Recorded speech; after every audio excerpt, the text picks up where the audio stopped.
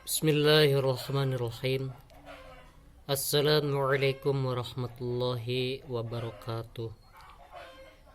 Kembali lagi dengan kami Raid Rival, dan alhamdulillah di kesempatan kali ini kita akan mengkaji bersama mengenai seputar ilmu tajwid, yakni kali ini kita akan membahas tentang hukum ro. Saudara-saudariku, dimanapun saudara-saudariku berada, mudah-mudahan Allah karuniakan kesehatan yang paripurna, rezeki yang luas, dan Allah jaga kita, keluarga kita dari hal-hal yang tidak kita inginkan. Amin ya rabbal alamin. Langsung kita bahas hukum ro. Hukum membaca huruf ro yaitu ada 3 macam. Yang pertama adalah tafkhim. Apa itu tafkhim? Tafkhim itu adalah tebal. Jadi tafkhim itu dibaca tebal. Huruf ro dibaca tafkhim tebal ketika huruf ro berbaris fathah atau dhammah. Nah, bagi teman-teman yang belum mengenal harokat, tanda harokat, ini tanda fathah, ini dhammah, ini fathatain, dan ini dhammatain. Contohnya, contoh tafkhim yang pertama adalah Rabbana, jadi dibaca tebal. Rabbana, terdengar jelas huruf ro-nya. Kemudian contoh tafkhim yang disertai dengan dhammah, ruziqna. Kemudian yang tanwin, khobaron, tanwin fathatain, khobaron. Terus contoh yang dhammatain, ini yang dimaksud dhammatain, ghafurun, jadi dibacanya tebal, ghafurun. Kemudian ro itu mati atau sukun huruf yang sebelumnya berbaris fathah maupun dhammah. Ini contohnya, ini berbaris fathah, kemudian ro sukun, dhammah. Contohnya bardun, qur'anun, yarquduna, turhamuna. Ini contoh yang ro sukun ataupun yang berbaris fathah. Berikutnya, ro itu sukun atau mati huruf yang sebelumnya berbaris kasroh. Kasroh yang bukan kasroh yang aridhah, kasroh yang bukan asyiriyah, yaitu seperti kasroh pada hamzah dari sebagian fi'il amr. Fi'il itu adalah kata kerja, amr itu perintah. Jadi kata kerja perintah. Contoh, doroba, memukul, fi'il madinya. Ketika fi'il amr, idrib, ya, jadi pukullah. Jadi fi'il amr itu adalah kata kerja perintah. Hamzah tersebut dinamakan hamzah wasol. Wasol itu adalah sambungan atau penyambung. Sebab bila diwasolkan atau disambung, hamzah itu hilang. Jadi ketika diwasol maka hamzahnya hilang. Contoh, farji'u disambung irji'u, Kemudian contoh warfa'u, irfa'u, farhamu, irhamu,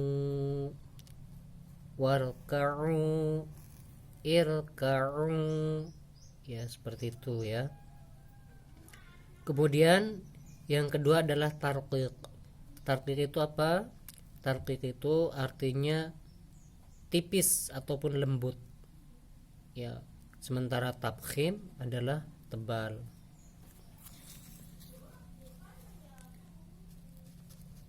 Kita lanjutkan.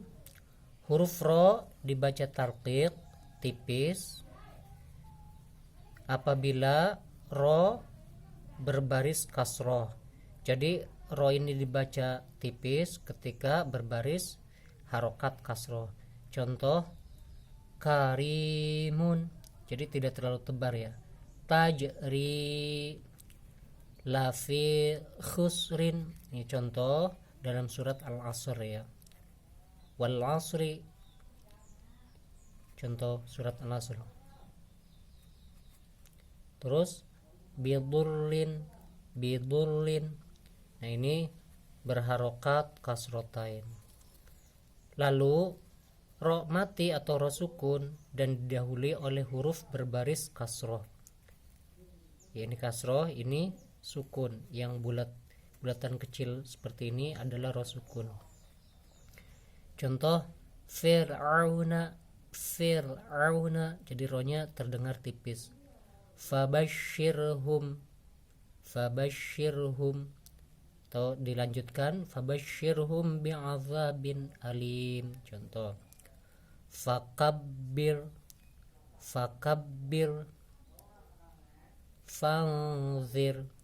Jadi contoh ro yang dibaca tipis ataupun tafkhim yang berbaris kasro ataupun sukun. Kemudian ro itu berbaris hidup namun didahului oleh huruf ya. Jadi ro ini berbaris hidup ketika diawali dengan huruf ya sukun. Bila diwakafkan, dihentikan, maka dibaca tarqiq. Nah, ini pengecualian ya. Ketika ro itu sebelumnya diawali dengan ya sukun, ya maka dibaca tarqiq. Contoh qadirun, khabirun, khairun, kabirun, sa'irun, harirun. Nah, itu contoh daripada dua hukum tajwid, yakni tarqiq dan tafkhim. Kemudian ada tambahan tarqiq atau tafkhim, boleh keduanya dibaca ya. Jadi kita boleh membaca secara tarqiq ataupun tafkhim ya. Ketika huruf ro dibaca tarqiq dan boleh dibaca juga dengan tafkhim apabila ro itu sukun atau mati didahului oleh huruf berbaris kasroh, namun menghadapi atau berhadapan dengan huruf isti'la. Isti'la itu adalah huruf penyakit ya. Huruf isti'la berjumlah 7. Pertama huruf kha, shad, dad, ghain, ta, qaf, dha. Huruf-huruf yang telah disebutkan tadi dikumpulkan dalam kata atau kalimat khussa dagtin qidh. Contoh labil mirsad, mirsadin, qirtasun, firqatun, istirdaun. Nah, itu contoh-contoh tafkhim atau tarqiq yang berhadapan dengan huruf-huruf isti'la.